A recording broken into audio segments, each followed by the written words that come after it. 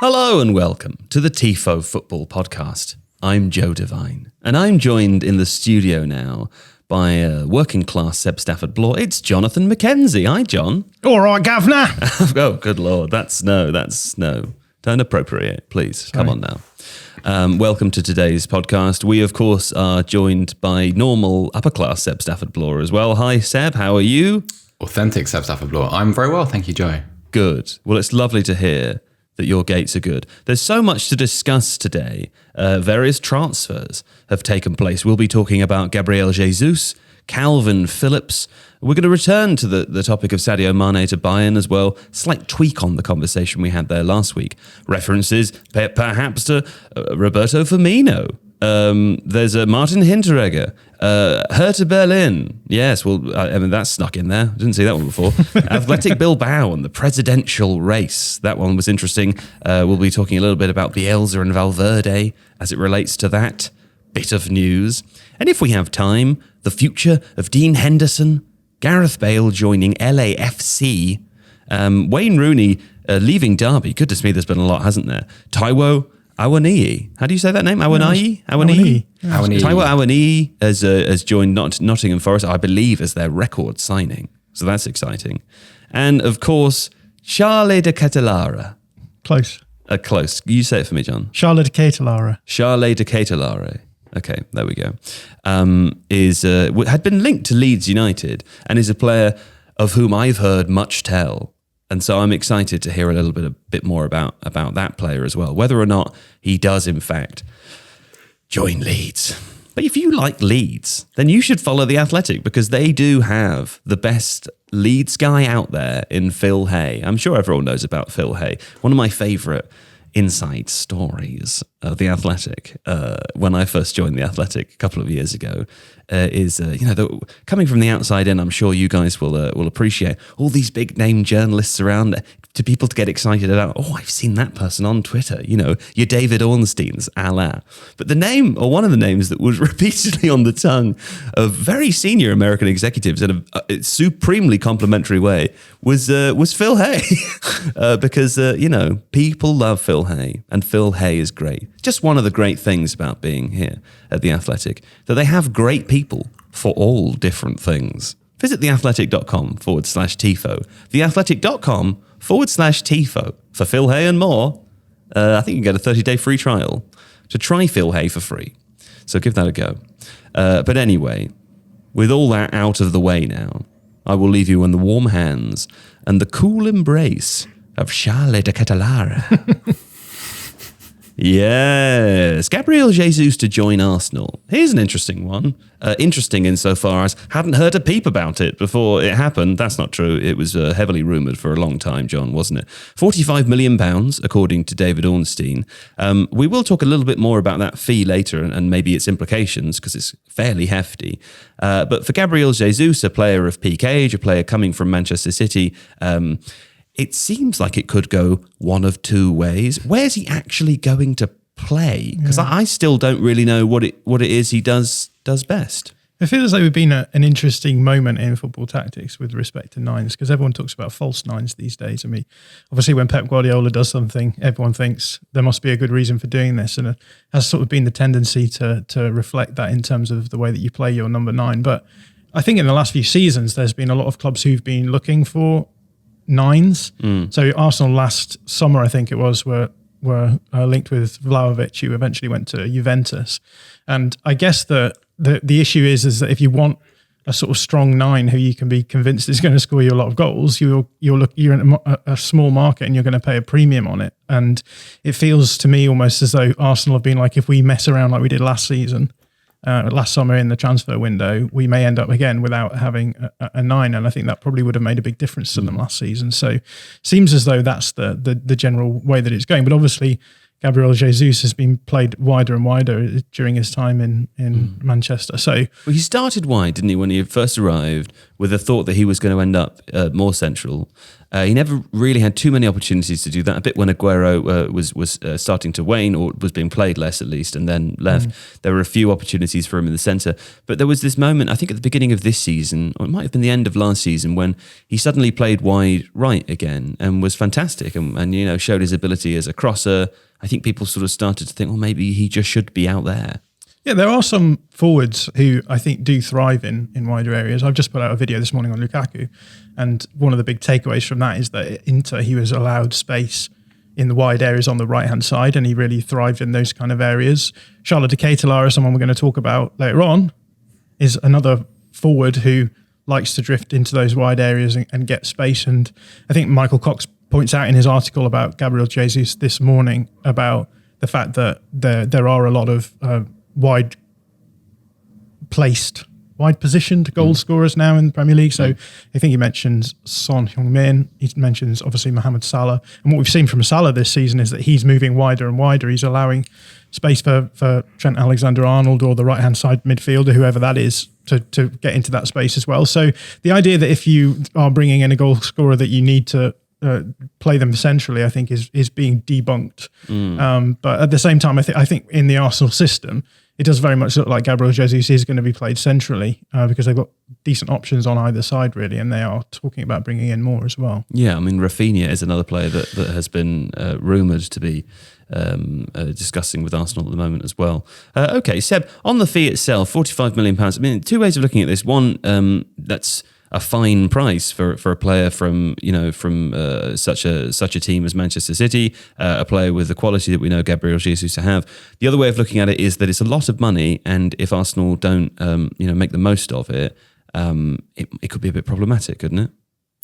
Yeah, it could do. It is a lot of money, but it feels like something they have to do. I think if they invested in that 9 position in January and got a proper goal scorer, I think they'd have walked the contest for top 4, and they'd be in the Champions League now. I think the Champions League issue does make it a little bit, or at least feel a little bit more risky, because you're not going to get too many chances to invest that heavily in that position. Also, it's quite an unusual situation, because how often is someone of Gabriel Jesus' caliber actually available? How often would a club like Man City have the opportunity, to sign Erling Haaland and kind of lock out their 9 position for the foreseeable future, and then be willing at a reasonable price to allow someone like Jesus to go? It's kind of it's one of those where the chips are falling away, which means you just got to capitalize on it and you just got to pay the fee. But at the same time, for Mikel Arteta, feels like you're kind of pinning him and Jesus together, in the sense that their futures are now entwined in the way that, like, if it doesn't go well, if it goes well, this becomes a great success of his era. He's got he's kind of unlocked Gabriel Jesus. He's got he's figured out the riddle, because he is a little bit like that. He's confusing as a player, as a goal scorer. If it doesn't go well, then it becomes a big asterisk, a big kind of blotch on his CV, just because you don't, as a young manager, you don't get the chance to spend that kind of money without repercussion. So it has to go well, really, for him, I think. Cool. One issue, I just want to ask John something, though, before we move on, just because I'm really glad you brought up Vlahovic, because it's strange that we're led to believe that Arsenal were all in for Vlahovic. They very much wanted him. Whether they actually had a chance to get him, I don't know. But it seems strange to me that within the space of 12 months, your ideas around the 9 slot have gone from Vlahovic to Jesus, who are so different. Like, I love Vlahovic, but in terms of his link-up play, his passing, it's kind of basic. It's fine. But Jesus is a very different player. I don't understand what's happened in that team to kind of change everybody's mind. Sometimes we're a bit narrow and prescriptive, though, aren't we? When we talk about football and the systems that a coach likes to play, we think that how could they possibly ever change their mind? But isn't one thing that we discover about transfers every summer that a lot of it is about opportunity? Yeah, that's true. Yeah, and I think the way that Arsenal are playing now is very different to the way they were playing at the end of last season as well, which I think probably comes into it. It's also worth mentioning that Mikel Arteta knows Gabriel Jesus well, because he was the assistant manager under Pep, so he's worked with him, so he will be aware of what it is that he will bring. So, whether or not it was Arteta who was actually in for Vlahovic in the first place is another question as well. It may be the case that Arteta would rather have a striker like Gabriel Jesus, and with Jesus coming up, he then has the option to say, this is a player I've worked well with, and I think he does a lot of the things that we want from our system as well. So yeah, there's a lot of context there, I think. Okay, well there we go. That's Gabriel Jesus. I'm excited to see how he fits in, and also I'm excited to see him play every week because I feel like we haven't had that before. It's another example of one of what we talked about last podcast, which is Premier League sides selling to one another, top Premier League sides selling to one another. And I think that there's going to be a load of interesting transfers this summer where we're going to be able to see players that maybe people have pigeonholed in a certain way playing in a different system in the Premier League, which I think puts them in the public eye a little bit more as well. So I mean, Sterling as well, I think is going to be another player like that. We've seen Sterling play in very specific systems. What's he going to look like in a different system at Chelsea as well? So I think there's going to be some pretty fascinating transfers that are done in that respect. That's true. Like, good example of that from the past would be when I heard that Tadic was playing as false nine in that brilliant Ajax team. I thought, huh? Is this the same Tadic that I saw at Southampton? That can't be true. So no, that's a curious quirk of this summer. Hopefully we'll all learn something. Kalvin Phillips to Manchester City. Interesting move for Phillips, this one. It makes sense for Pep Guardiola, who's a huge admirer, John, of Marcelo Bielsa. But there are examples of players, Bielsa players becoming Guardiola players in the past, where things haven't necessarily quite worked out so well. And despite the fact that Guardiola is a huge admirer, what his teams do on the pitch is quite different to what Bielsa's teams do.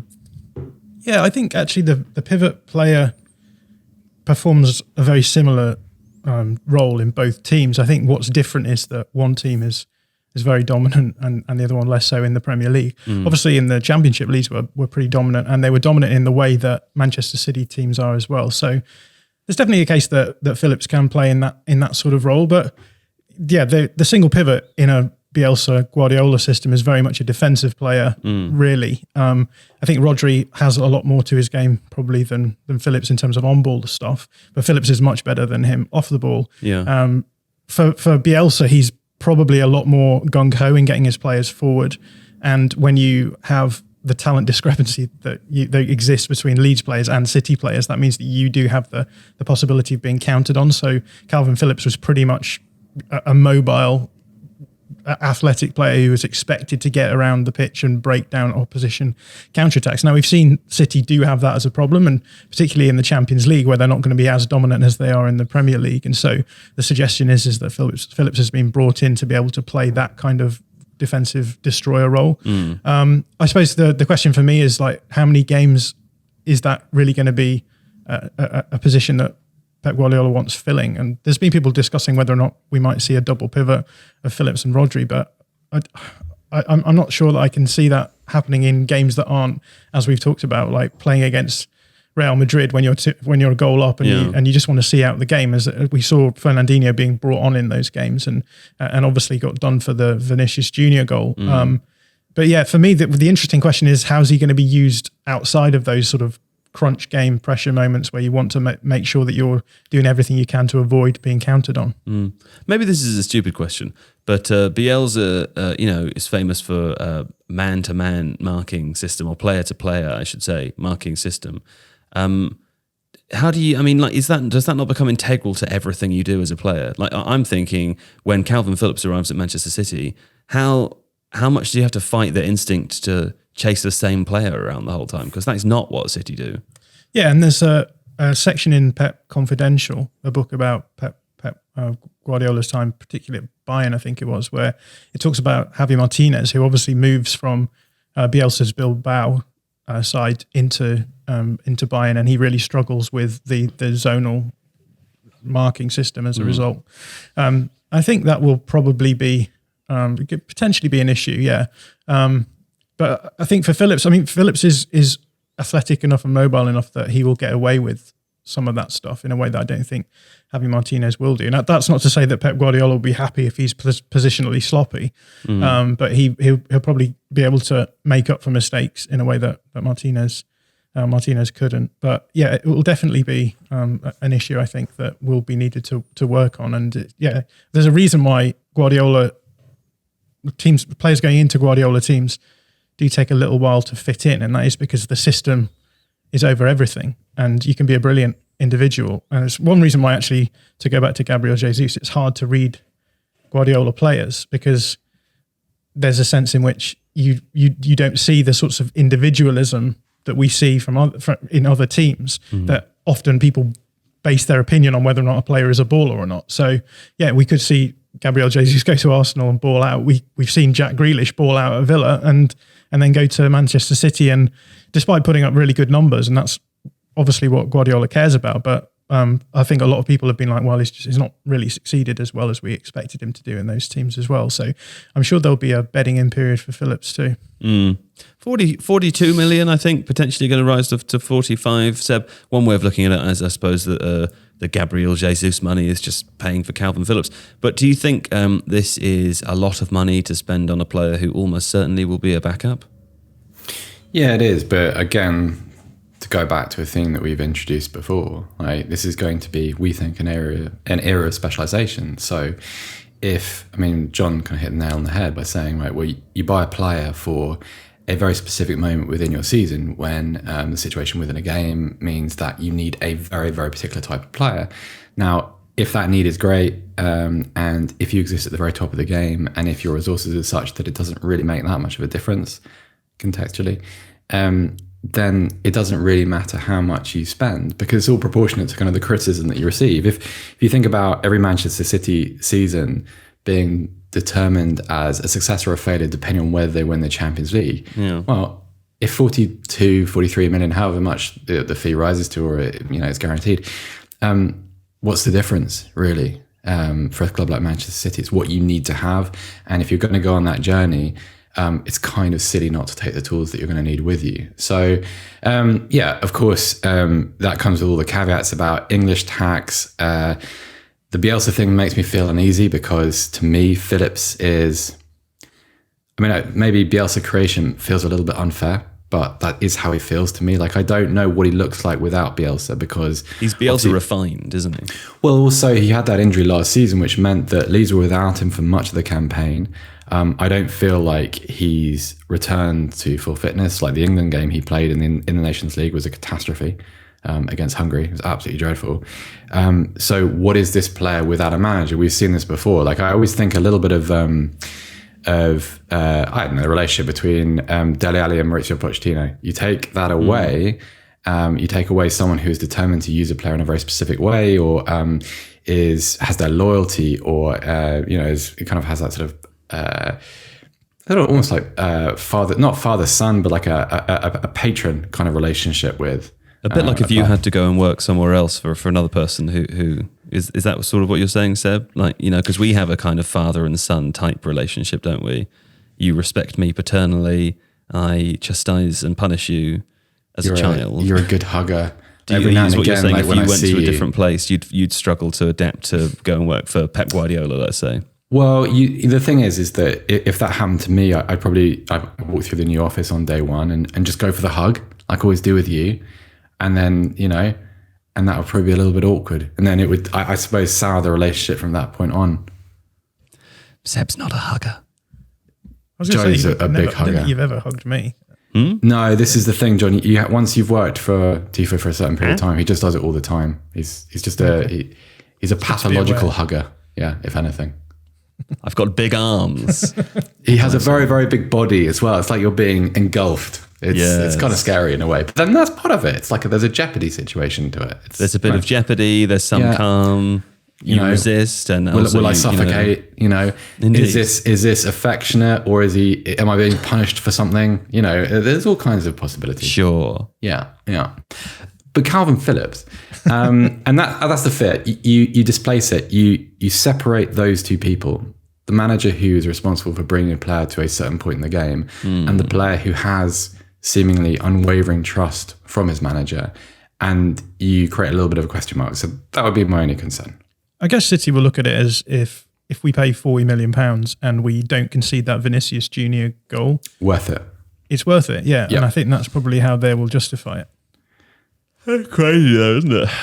It's crazy. But if you think about it, if you think about the things that come with City winning the Champions League, legitimacy is not quite the right word. because they're a mega parent game, sure. You can never get that, yeah. But I just mean the sense of like what it's worth from, even the abstract sense. So what it's worth is a marketing proposition, what it's worth in terms of what you're able to attract, what it's worth in terms of the value that it tacks on to your players should you want to sell members of your squad. Like all these little things, like within that context, £40 million, not a lot of money, I don't think. No, for sure. Yeah, it logically makes total sense. I think when you remove yourself from the situation of modern football, obviously seems extraordinary. But then, Arsenal paid the same for a player who, albeit will probably play a little more. It's just one of those moments where I think nothing against Kalvin Phillips specifically, but the idea of paying over £40 million for a backup player, or even if they are a specialist, it's one of those sort of, oh yeah, that's what we're all talking about here, isn't it? One of those moments. But anyway, moving on. Let's talk again about Sadio Mane to Bayern, Seb, because whilst we discussed the footballing side of this transfer last week, I read a very interesting Rafa Honigstein piece on The Athletic just before the weekend, in which Rafa sort of explores the idea that Bayern have used this transfer as a kind of an example of their pull within the league, the Bundesliga's pull, and it caused me to stop and think with interest about how the Bundesliga sees itself in relation to the other top four leagues. Because we talk a lot about how the Premier League is, the biggest league, in air quotes, or the one with the greatest pull. And I think, we've seen from this summer a lot, the idea of the pull of the Premier League, even to smaller teams or newly promoted teams, is very alluring to overseas players. Probably, I would have thought largely because of the salaries that they can earn here. But how does the Bundesliga, speaking as a man who lives in Germany now, how does the Bundesliga view this scenario? And would you say it's fair to categorize them as being pleased to have signed someone of the caliber of Sadio Mane, bringing Sadio Mane to the league? Well, it's difficult. I mean, I would separate Bayern Munich and the Bundesliga into two different topics there. Bayern Munich are very, very happy to have concluded that transfer, primarily because there's enormous political worth to it. So prior to it happening, Hasan Salihamidzic, who was the sporting director, and Oliver Kahn, who's the new chief executive, they have had a little bit of a difficult time for all sorts of reasons. The club's relationship with Qatar has been very problematic. That's more of a Kahn issue. But also, they underperformed last season. I know they won the Bundesliga at a canter, but they got knocked out of the Champions League by Villarreal, and they got humiliated in the Pokal by Gladbach. And these are not good things for Bayern Munich. And when that happens, you need to change the conversation a little bit. And so Mane arriving from a team coached by Jurgen Klopp, who is still by far the most popular manager in Germany. He seems to appear in 3 of every 5 adverts during football matches. He's enormously popular, and Sadio Mane is a world-class player still. He's coming towards the end of his 20s, and he's still in his prime, but moving towards the sort of back end of his career. But he's still a brilliant player, and there's definitely a cachet to it. But to me, it feels a little bit overdone because Bayern Munich need a win, and a lot of the German papers a lot of the national German papers obviously cover Bayern Munich more than any other club. And Bild, for instance, is kind of the German version of The Sun, have been splashing on Mane, and there's interviews with Salihamidzic, and isn't this great, and Bayern Munich. And it's a strange situation because on the one hand, great. On the other, it kind of ignores the elephant in the room, which is the Lewandowski issue, because Sadio Mane and Robert Lewandowski are not the same player. One does not replace the other. The Bundesliga, I think, I was speaking to my brother-in-law over the weekend, and he's really excited to see Sadio Mane play, but I don't think he sees it as a triumph for the Bundesliga, because you have one Bundesliga club who wins it every year, and then the others who see themselves really as selling clubs. There's this kind of tacit understanding in Germany, to me at least, that they know their place in the football world, and they know the kind of the sacrifices that are being made to have football in Germany continue as it is. I mean, culturally, socially. I don't think that I don't think there is much that binds Bayern Munich with even clubs like Dortmund. If you look at the revenue differences, particularly commercially between a club like Borussia Dortmund and Bayern Munich, yes, I know that the game they play against each other in the Bundesliga, that's very hyped and it's a big deal and it feels like a title decider. These are not the same clubs at all. They're very, very different types of organisation in size and, so I don't know. I mean, I don't buy the kind of great moment for the Bundesliga thing, because if you think about some of the players that are in that Bayern Munich team already, these are German World Cup winners. Like that will always matter in Germany more than outside players. And so great news, because if you're losing a star, you need to replace it with him with one. And he's a European Cup winner. He's just won the Africa Cup of Nations, brilliant player. But I'm not sure, I've only been in Hamburg since this happened, but I don't think the streets of the rest of Germany are lined with people celebrating Sadio Mane's arrival. Looking forward to playing him, looking forward to seeing him play, but not necessarily, go on the Bundesliga moment. Do you think that there's a sense in which there's a bit of paranoia at Bayern that they are always buying players from within the league, from the other clubs as well? And so there's probably going to be a sense in which they can use this as an example to be like, see, we do buy players from elsewhere as well. 100%. I always think back, John, to the Mario Götze moment when Bayern bought him, and there was that sort of, at the same time, if people remember, there was also discussion going on about Lewandowski moving from Dortmund to Bayern, which he would ultimately do. But if you remember how it worked out, Lewandowski had to wait a year because politically you just can't do it. You can't be seen to just be snatching the pieces out of a rival side, because clearly that's detrimental to the kind of the competitive balance in the league. But also it seems to diminish the success. Now, at the moment, I wouldn't quite call it an existential crisis, but there is a conversation about how competitive the Bundesliga is, what can be done. People are starting to propose things. Whether anything happens, I don't know, but people are starting to be concerned about not just Bayern's dominance, but what Bayern's dominance says about German football and what the overall health will be, and what the implications will be for the German national team eventually, things like that. Now, in that climate, not a good idea to go and sign, Erling Haaland and Jude Bellingham in the same summer. I think it's a kind of a good idea also that Bayern, for once, are not shown to be punching down, because Liverpool are a giant of the game. I'd say sort of socially, Liverpool are a bigger club than Bayern, even if Bayern are kind of wealthier. So you're taking something from an equal rather than just nicking someone's lunch money and going, right, well, we'll have that and we're going to put it on our bench. And actually, I think that's another facet. When Götze joined Bayern Munich, a lot of people said, firstly, he's not Neymar, who was originally the player that Guardiola wanted, but also he's not going to play. Like, you can create a position for him and you can kind of turn him into false nine if you want, but he's not going to play. And those people were proved right. And the dynamic of taking a valuable player from a rival and sticking him on your bench and giving him, maybe 1,000 Bundesliga minutes in a season doesn't look very good. And it makes you an enemy. And whether Bayern Munich care about that, I don't know. But it allows them to celebrate something a little bit more openly, because if it was a Götze situation, or if they'd taken a Bellingham or taken Sancho last year, then it becomes all a bit brazen, isn't it, when you're parading this new signing on the front page or the back pages of Bild and proclaiming it as a great moment for German football, because no one's going to buy it. So hugely, hugely important. Let's take a break. Yes. What a lovely break that was. I enjoyed it myself. Firmino, here's another interesting article I read on The Athletic over the weekend, John. This article was written by Mark Carey and Simon Hughes, or I think this bit was a Mark Carey bit, talking about Roberto Firmino.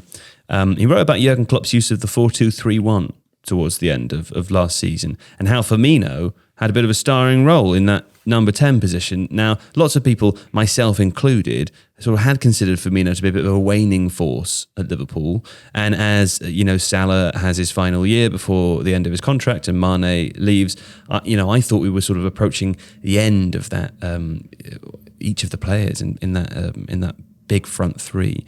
But it seems like Liverpool could enjoy a formational switch at times next season, and maybe Firmino still has a really important role to play in that number 10 position. Yeah, I think a lot of this has been prompted by Carlo Ancelotti coming out after the Champions League, saying that Liverpool are kind of easy to work out. It's predictable or something, didn't he say? Yeah, something or like to that effect. Yeah. And I mean, there's an extent to which that is true. I mean, if you look at the formations that they've played on the Jurgen Klopp, I think they've played the 4-3-3 something like 300 times out of 350. Yeah. They played the 4-2-3-1 25, something like that. So that's the second highest used formation as well. It's tough to read Liverpool's formations anyway. I did a video last week on Liverpool, and in certain situations they will play a 4-3-3 and drop one of their players a little bit deeper and push another one a little bit further forward. So in possession, it will look like they're playing 4-2-3-1. Out of possession, it will look like a 4-3-3. So it's worth saying that, formations are whatever. There's not really a huge amount of point talking about them because the roles that players play within those formations is more important.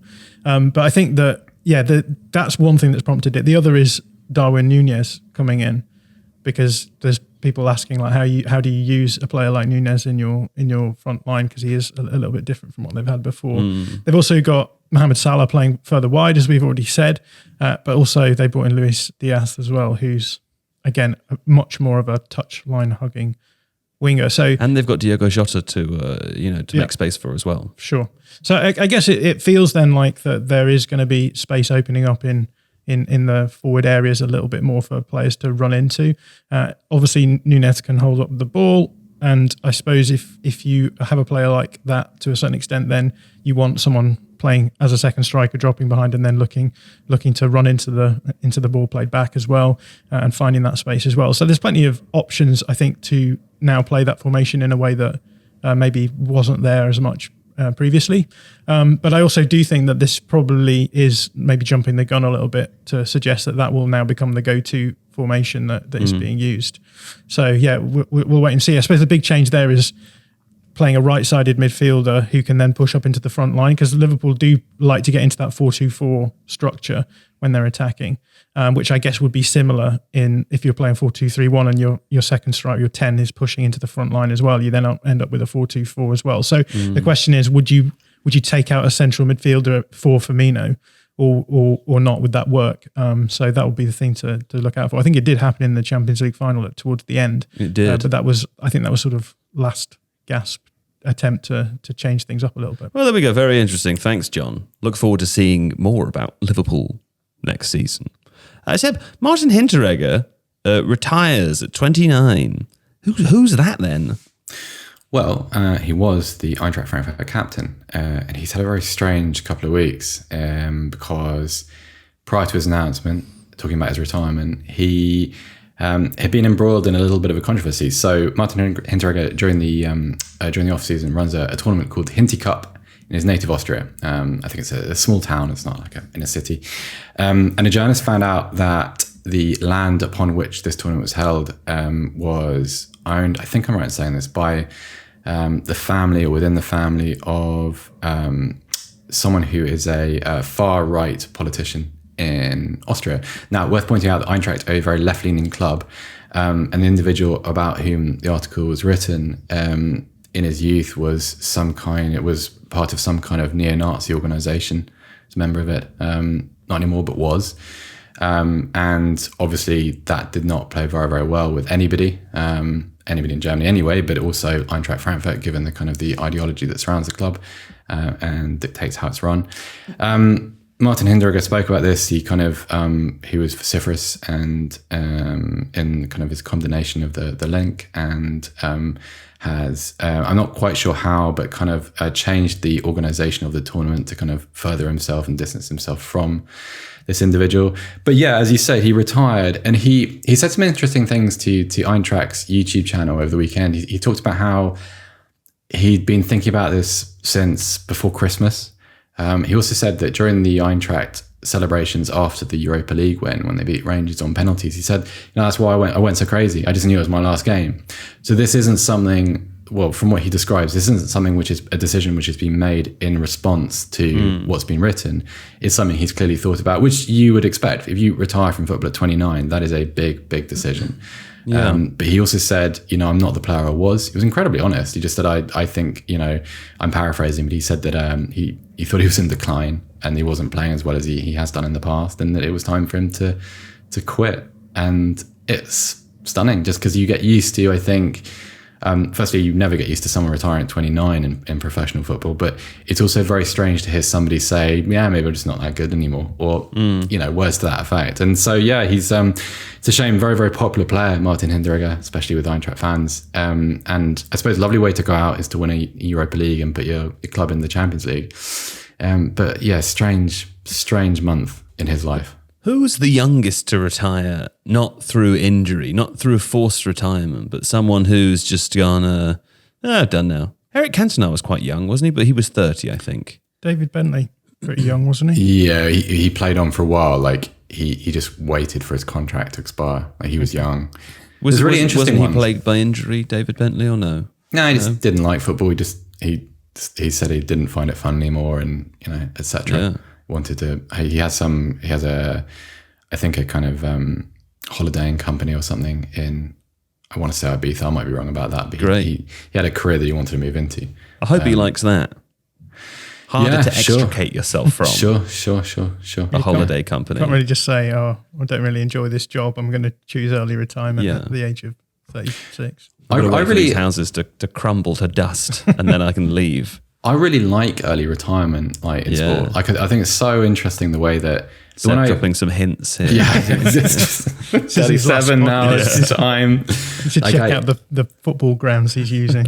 I always think of Bo Jackson, the running back, and not Bo Jackson. Sorry, Barry Sanders, the running back.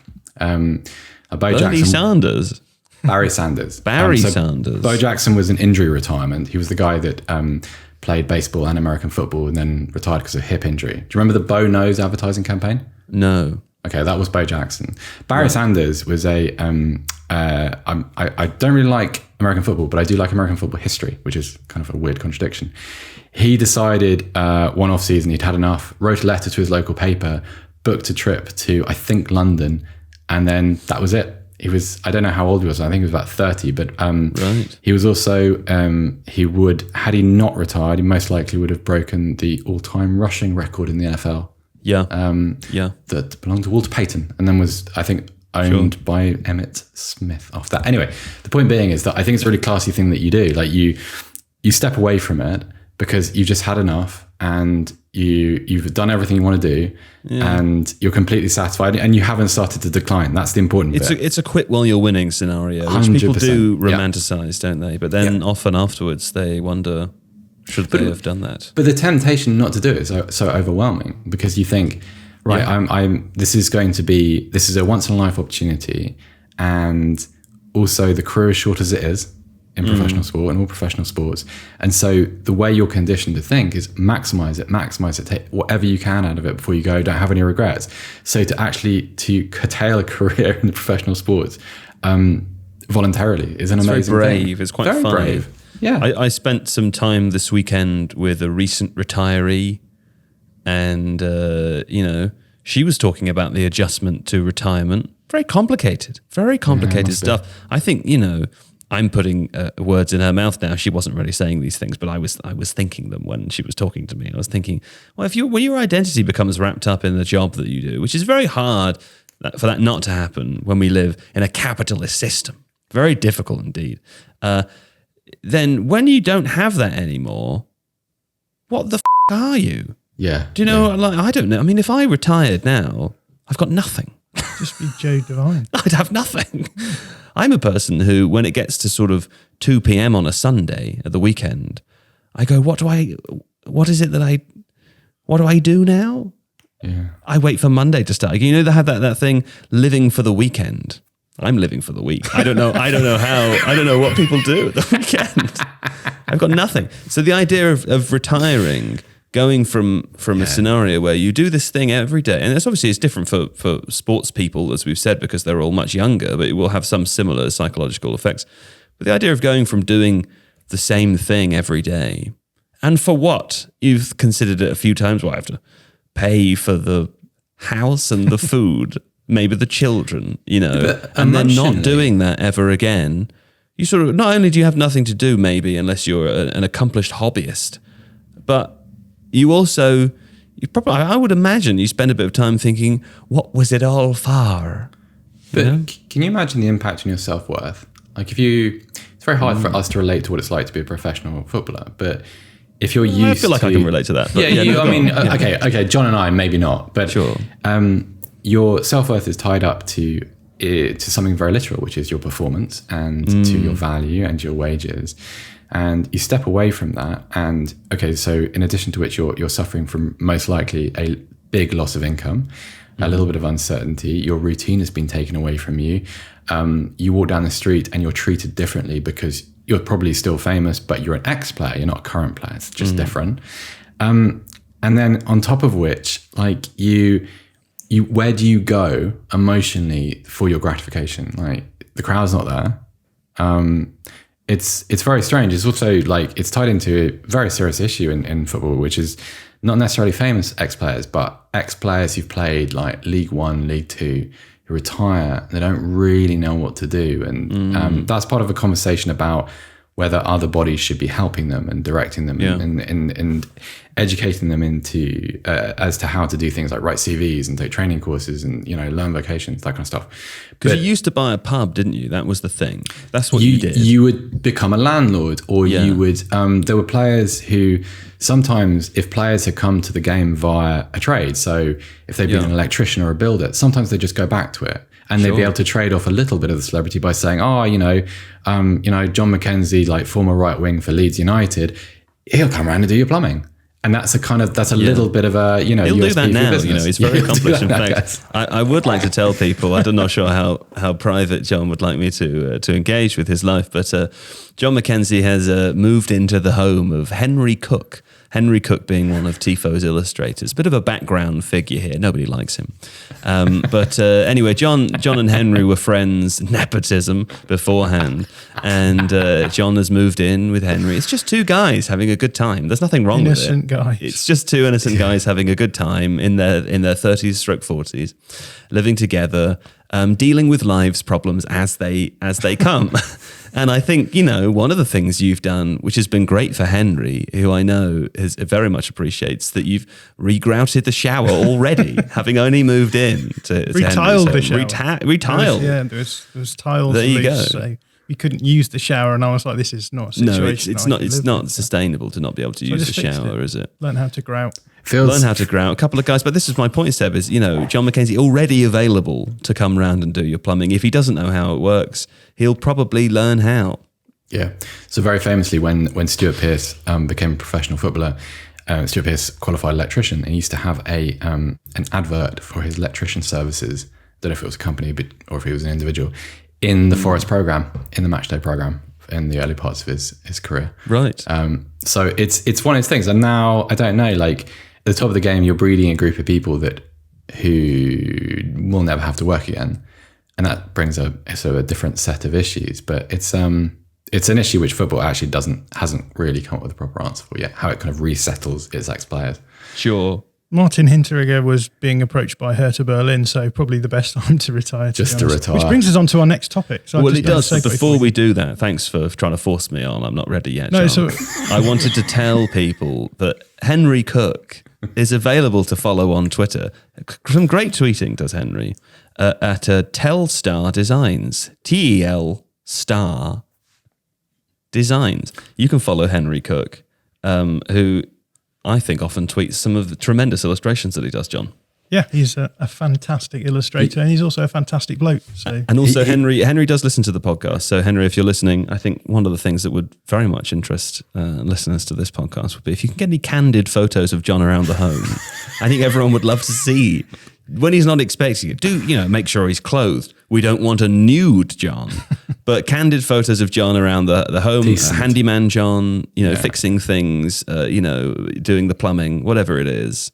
I think people would very much enjoy that at Telstar Designs on Twitter. Do you think also that what's been revealed here is something quite harrowing, something that perhaps as a company we should have been paying more attention to, is that John has moved in with Henry and found this terribly harrowing environment which needs fixing immediately. No, it's perfect. Before he's willing to live there. It's kind of like we're getting two jobs out of John just for one salary. He's only being paid to make videos, but he is actually fixing Henry along the way. Morale's being boosted. And, and one of the other, Henry's been in the office about 3 times since John's arrived. It's lovely to have him around. I like it a lot. Anyway. I just live for the week, you know. You live for the week, yeah. That's it. We all live for the week here at Tifo Football, The Athletic. Visit theathletic.com/Tifo. Now, you are absolutely right, John, to hustle me on to Hertha Berlin, because in fact there's two discussions about presidents that we would like to have after this short break.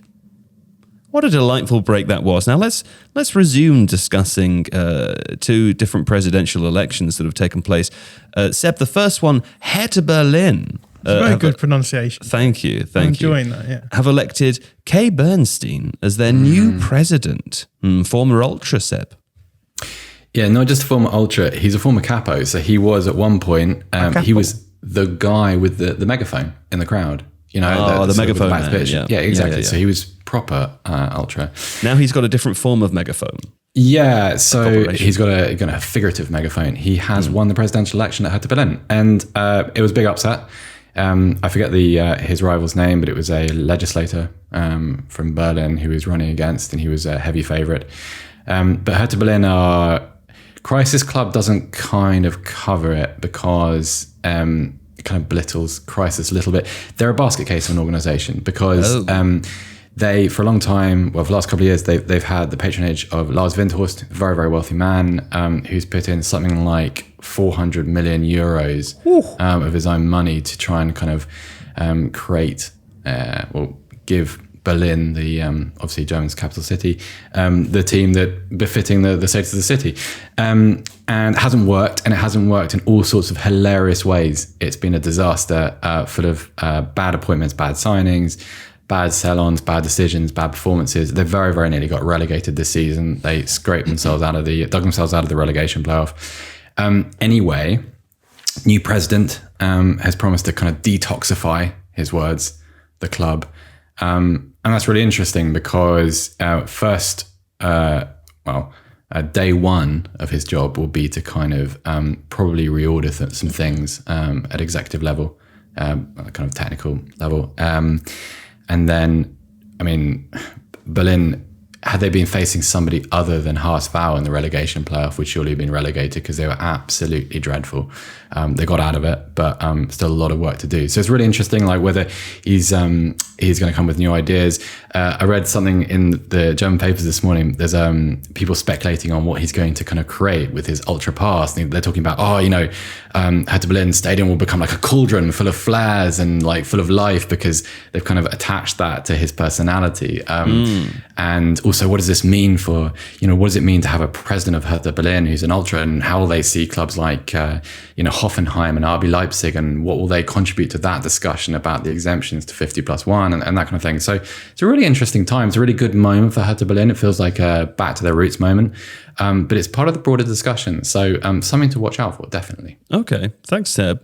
Well, the other presidential race that concluded over the weekend, John, was the presidential race at Athletic Bilbao, which was quite interesting for me to read about. I didn't know this before, but the way that the process works is that the different presidents who are running for president, they announce before they are elected the coach that they would offer the job to and the sporting director and various other members of the team. And so we ended up last week, or towards the back end of last week, with a situation where the eventual winner, who is John Uriarte, I think is how you pronounce his name, his coach was Valverde. He was backing Ernesto Valverde, who's been at the club twice before. But one of the other presidential potentials, who was an outsider until the beginning of last week, when he announced that he would be backing Marcelo Bielsa, who came along to a press conference and did a kind of traditional Bielsa 70-minute in-depth tactical analysis of the team. So you ended up with this kind of very exciting blockbuster battle between two presidents. I quite liked it as a format. I thought maybe it would be fun to have it here. Yeah, I think so. Obviously, it got me in the heartstrings because it was the first public. Seb's just fallen over. Seb's fallen over again. Come on, Seb. I know you're near retirement, but you do have to hold on to that stick. I was trying to subtly Slack message people, just trying to do a little bit of productivity. Sure. And it blew up my face, and I dropped my phone on the wooden floor, and it made a very, very loud noise. The phone, has it survived? Is it smashed? The phone is fine. Oh. Your mood has not survived because you're doing that thing where your face is kind of cheerful, but your eyes are really not at all. Yes. You've darkened, your expression Seb is darkened. knows all my faces. Yeah. It was the first public appearance that Marcelo Bielsa had done since he was sacked ignominiously by Leeds, shall we say. And he looked much the better for it. He lost a lot of weight. Looked happy and looked like he was enjoying life. So. Sometimes when people lose weight, it's through grief. Yeah. Also through joy, I guess. Yeah, I mean, there's lots of different ways, isn't there? But it's just, it's interesting. I'm often interested when you see someone who from one appearance to the next, as Bielsa had done, lost a lot of weight. What do you think? His time at Leeds, he had so much work to do that he didn't have time to exercise. I mean, we're speculating here now. And listen, it's coming from me, a guy who doesn't have time to exercise, but you know. Yeah. I mean, yeah, it would be speculation, but I think it was probably a brutal job, and by the end it was probably miserable and brutal. So maybe he took to comfort eating. I don't know, but he looks much better now, and it was good to see him. Well, I'm pleased for that. About. Yeah, he's another person who lives for the week, I feel. Right. Yeah. starting a theme here. Really, the more you say "live for the week," it makes it. I hear like weak versus strong instead of week versus weekend. Nietzschean, isn't it? Living for the week. Yeah. There we go. Okay. Anyway, back to the Übermensch. Congratulations to John Uriarte and Ernesto Valverde, who will be the new team at the top of Athletic Bilbao. So that's always interesting. Always interesting also to see, before we move on, the kinds of ways in which potential presidents and coaches can campaign with the restriction of not being able to say, oh, we'll bring in this player or that player. I feel like, the other places that we hear about this a lot are Barcelona, Real Madrid, where the presidents talk about the players that they will bring in or re-sign or whatever it is. And of course, Athletic Bilbao have that transfer policy, which means that the presidents have to campaign on things that would ordinarily be far more boring, but not at all in that context. So there we go. Very interesting stuff. A quick jaunt now, Seb, if you won't mind, to the future of Dean Henderson. Because Dean Henderson, it sounds like he's joining Nottingham Forest on loan. I don't know if that has happened or not yet, but it certainly sounded like it when I wrote this bit down. Which I think, if it does happen, is kind of an interesting trajectory. I read something Carl Anka wrote about him recently. And Carl Anka, essentially, I'm summarising, said that there are a few moments in the last 18 months related to Dean Henderson to cover. The first is that De Gea has picked over him in the 2021 Europa League final, and that's the game that United lose on penalties. And Dean Henderson actually had so Dean Henderson actually had a better penalty record, saving, not scoring, than De Gea did. He'd also played about 10 of the games in the run-up to it that season because De Gea had a bit of leave from work. So he was injured out of the Euros immediately after that, when he was potentially going to be a starter. And then he got COVID when he came back, and he never really had the opportunity to sort of grow back into his role, because as soon as Rangnick arrived, he decided, for whatever reason, not to use him. And I think at that point, it really did feel very much like it was 50-50 between Dean Henderson and De Gea, who really would take the role going forwards.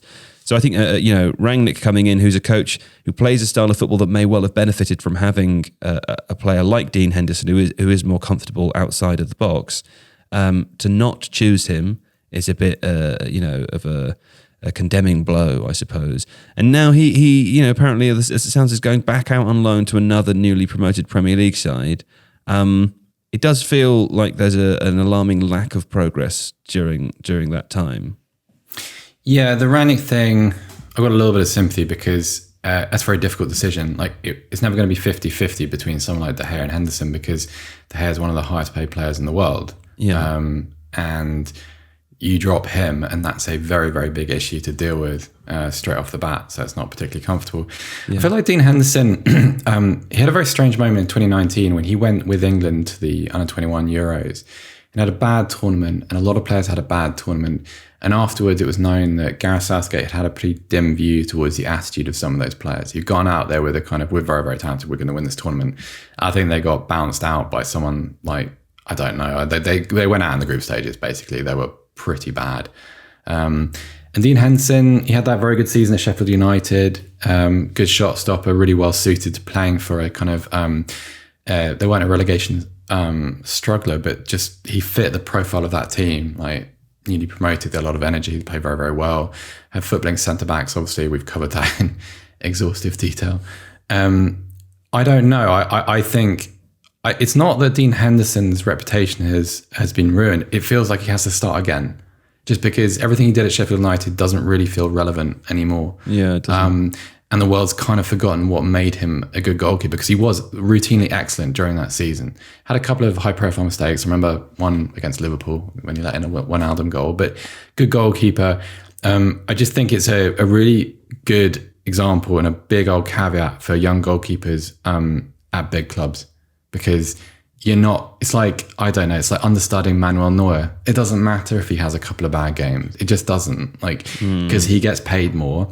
And if you drop him, it's not just a kind of an issue, a footballing issue. It becomes a social one. It becomes a debate in the newspapers. It becomes one of those situations where everybody's got an opinion on it. And that is really difficult to handle. And also, if you're Dean Henderson, do you want that happening around you? You're playing golf for Man United, which is probably amongst the most scrutinised positions in world football.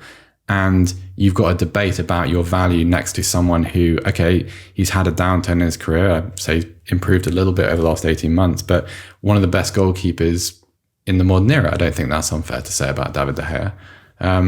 So it's really hard. It just needs to go somewhere and play. So, we can have a fresh set of memories of Dean Henderson and a reminder of what makes him good. And I think also Forest's a really smart choice for him if that goes through, because Forest are one of those newly promoted teams who are almost in free hit territory, because everyone's written them off already, because everyone's decided they're not good enough regardless. Also, a lot of their fans are just happy to be back at this point, and at least until probably the end of autumn, will just enjoy the experience of being back in the Premier League again, rightly so. And so for Dean Henderson to go into that environment instead of, let's be fair, pretty toxic situation at Man United where everything is bad, and you have the opportunity to be Harry Maguire, for instance. You play badly and then you become the world's worst footballer, just because that's what happens to people at Man United who don't perform. Forest is it's night and day between those two clubs now. So and I feel like I think it's really easy for goalkeepers to get lost, especially young ones who aren't starting immediately. Think about what happened to Jack Butland. I know he got injured, and he got injured playing for England, but look what happened to him afterwards. It's kind of terrifying. Here's someone we all just assume you're going to be England's number one day, and you're going to be the equal of players like Thibaut Courtois and probably De Gea at some point. And yet, because you're in the wrong situation, all of a sudden the conversation around you completely changes, and you become kind of yesterday's man, and find someone better. Let's Loris Karius, huh? Loris Karius, yeah, although a different case, but yeah, it's a good example. If you're in the wrong space at the wrong time, and then bad moments are followed by long periods of inactivity, that becomes who you are, and you can't have that as a goalkeeper. Yeah. Okay. Well, best of luck to Dean Henderson on his future. Yeah. Gareth Bale joining LAFC, John. Do you have anything to say about that? Because I don't. I have very few opinions on this. Sure. He's going to the World Cup with Wales, and he will be playing in sunny Los Angeles, America, the United States of, for 6 months. Ornstein says it's a 1 year with an option to extend. An MLS season runs from around February to October, so it's quite interesting. He's joining halfway through there. Nice and optimal for his World Cup ambitions. There we go. Apparently there was a conversation with Cardiff as well. But who cares about that? He doesn't live for the week, does he? He doesn't. No, he lives for the weekend when he plays football. Yeah. Wayne Rooney is leaving Derby. I think this one was a little bit predictable, probably based on the issues that Derby have had over the last couple of seasons, and more concentrated to this summer. Wayne Rooney, one of the things he said leaving was, personally, I feel the club now needs to be led by someone with fresh energy and not affected by the events that have happened over the last 18 months. I will remember my time at Derby with great pride and affection, and would like to thank all my staff, players, and of course the fans for their incredible support. I will never forget you, and hope to see you all again in the near future and in happier times. Happier times being the sort of hopeful thing there, John. Yeah, well, things are looking up for Derby, I say, advisedly, because there is this potential buyout from a local businessman, David Clowes. Buyer from another Friar, That's right. Friar Tuck. But yeah, I think Wayne Rooney was maybe lured in a little bit by Chris Kirschner. I think they got on quite well. So was I. I followed that guy on Twitter. Did you? Yeah. Did you? Do you feel let down? I quite enjoyed watching him respond to people, random people. But to be honest, I had forgotten that had happened until you just said that. Yeah. Yeah. But yeah, I think it feels a little bit like he felt let down by Chris Kirschner. To be fair, why not? Yeah. He did let them down. Yeah. But yeah, things are looking potentially up for Derby. I say that advisor. I don't want to say because we've said this. It's I feel like we've said this so many times. We have said this before. It's confusing. We'll inform about what happens with Derby when it does happen. Wayne Rooney, though, he did surprisingly well in very difficult circumstances. I think we've had this conversation before. I would say, the public awareness of Wayne Rooney sometimes casts him a little unfairly. He seems to be stereotypically the sort of player that you wouldn't imagine would become a great tactician or something, because they're a player that plays with emotion and power and all the rest of it. But he seems to have done an awful lot of successful tweaking at Derby with a squad that doesn't have any players in it. They're 4 now, I think. They just Is it sold 4? one or something. Right. Okay. Yeah.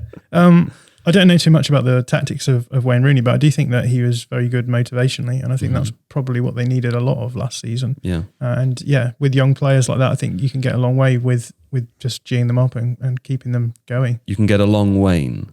A long Wayne. Okay, well, we'll again talk about Wayne Rooney as and when he decides what his next steps will be. Taiwo Awoniyi. Are you sure it's not Awoniyi? It's Awoniyi. It's Awoniyi. Okay, fine. Taiwo Awoniyi to Nottingham Forest.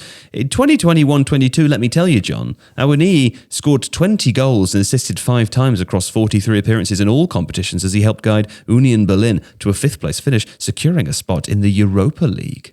Yeah, I was watching that Europa League race quite keenly because I'm a SC Freiburg fan. So Freiburg. Yeah, that's right. I'm all too aware of Awoniyi's ability at scoring goals, unfortunately. Good, is he? Yeah, he's a good number 9, as we were talking about before. Right. He played back to goal.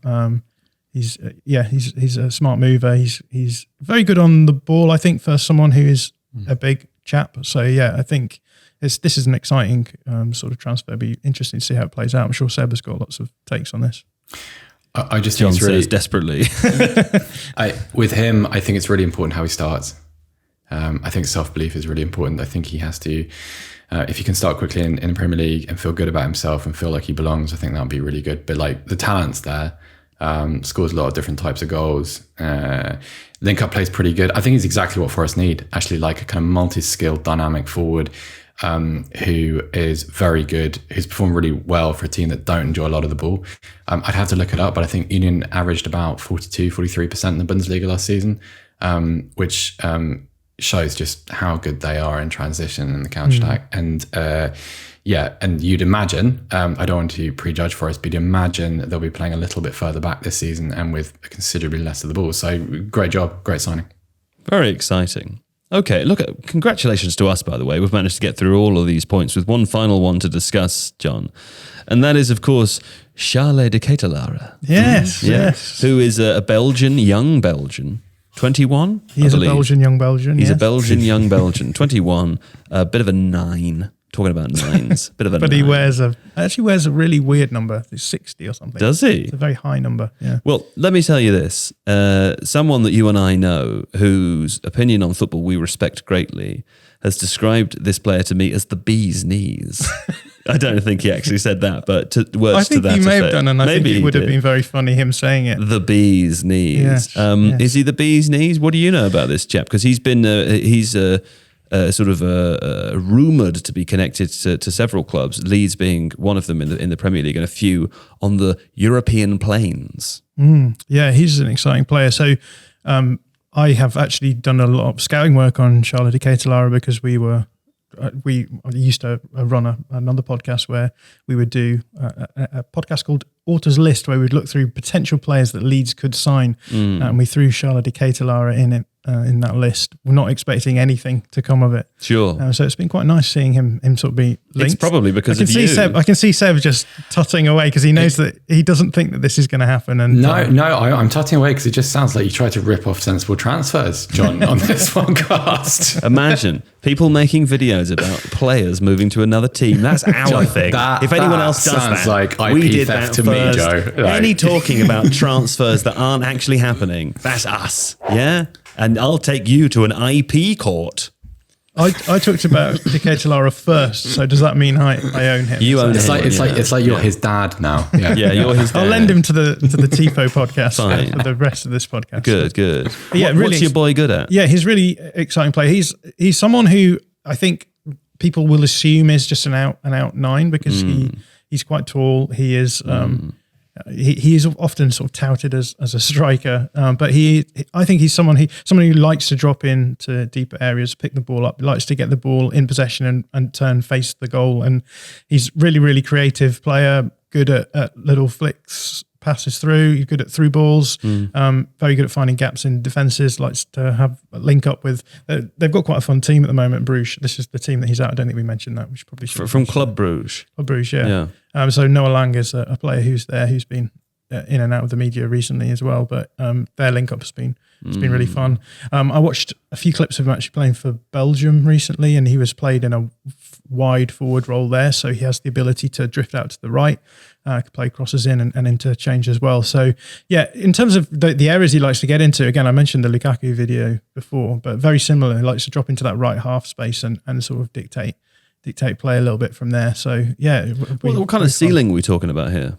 I think pretty high, yeah. And I think the assumption is that he needs a stepping stone club to jump into to really announce himself on the world stage. Okay. And when you say pretty high, are we talking about a kind, like a Victorian townhouse high or a cathedral high? I am not someone who prides themselves on their talent ID, so I would be careful what I say, and it's always worth remembering that development is not a linear thing. But I think the signs are promising. He will be a big player one day. That's He's got the same hair as you, Joe. Good. You share. He's got the same hair as me. Yeah, it's very. Let me just look at a picture. He and Pat Bamford up front will look like two members from the set of Brideshead Revisited, I would suggest. He doesn't have the same hair as me. He's just got hair. That's what I'm talking to two guys without any hair who think that anyone with hair looks the same. Yeah. Come on. We all know from the YouTube comments that the joke is like there's a couple of guys without much hair here. That's what Seb and I are always doing this. We're like, those guys. Those guys with their hair. They look the same. And Seb's like, those guys with glasses. And I'm like, let me ask you, I love, one of my favourite television shows is Curb Your Enthusiasm, and Larry David does a lot about being bald and how he walks down the street when he sees another bald person, they share a little nod. Is there really a community? I've never experienced that, but what I have experienced is I was walking through the tube and someone had the same jumper on as me. Right. And we both went, hey, same jumper. And we shared a moment of human. Was that it was one of those micro interactions that I know you love so well. I do like those, yeah. That was it. We literally just flew past each other. This jumper here? It was not this one, no. What jumper was it? It was my Puma jumper. Puma jumper. And he was like, hey. Right. It was nice. Wouldn't it be great if we could find that person? I don't know. Would it be great? It could be. Not. The moment's over. It would be a good TikTok, like a good 10 seconds. Sure. Of, bring him into the studio, wearing the top, obviously, and then, see what happened from there. Yeah. Could be great. I'd love to know. That sounds interesting. John Mackenzie, thanks very much for today. Yeah, it's been a pleasure. I've enjoyed your pronunciations today. Oh, good. Thank you very much. And Seb Stafford-Bloor, Dankeschön, auf Wiedersehen. Vielen Dank, Herr Devine. Yes, Tschüss. Send my love to Germany. Specifically Hamburg. I will do. Yeah, great stuff. Okay. Producer Don, thank you. Don didn't emote at all then. That's just as normal. See you wait. And thanks to audio producer Adonis, or whatever freelancer it is that we get this week. We do appreciate all of your hard work. JJ's back from holiday next week, so he'll rejoin us. But in the meantime, plenty of hot vids to watch on Tifo and Tifo IRL. So go and acquaint yourself with those. And until next week, au revoir.